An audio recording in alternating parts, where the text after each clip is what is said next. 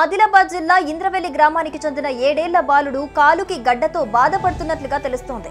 అయితే కాలుకి చీము రావడంతో కుటుంబ సభ్యులు 3 రోజుల కిందట బంజారాహిల్స్ రోడ్ నంబర్ 12 లోని టీఎక్స్ ప్రైవేట్ హాస్పిటల్ కి తరలించారు. ఆపరేషన్ చేసి వైద్యులు చీము తొలగించినట్లుగా సమాచారం. కానీ తెల్లారేసరికి ఆ బాలుడు మృతి చెందినట్లుగా తెలుస్తోంది. దీంతో వైద్యం వికటించి ఆ బాలుడు మృతి చెందాడని మృతుడి కుటుంబ సభ్యులు ఆరోపిస్తున్నారు.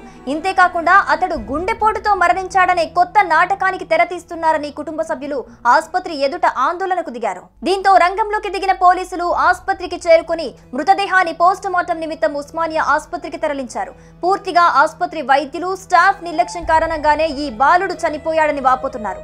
గత 7 నెలల కిందట తండ్రి కూడా మరణించాడని, ఇప్పుడు కుమారుడు కూడా మృతి చెందడంతో తల్లి ఒంటరిదైపోయిందని బంధువులు కన్నీరు మున్నీరవుతున్నారు. ఈ ఘటనపై కేసు నమోదు చేసుకున్న బంజారాహిల్స్ పోలీసులు అన్ని కోణాల్లో దర్యాప్తు చేస్తున్నారు. ఇక బాలుడి మృతితో బంధువులు, ఇతర కుటుంబ సభ్యులు శోకసంద్రంలో మునిగిపోయారు. ఇంతటి నిర్లక్ష్యానికి పాల్పడి ఓ బాలుడి మరణానికి కారణమైన ఆసుపత్రి వైద్యులపై చర్యలు తీసుకోవాలని డిమాండ్ చేస్తున్నారు.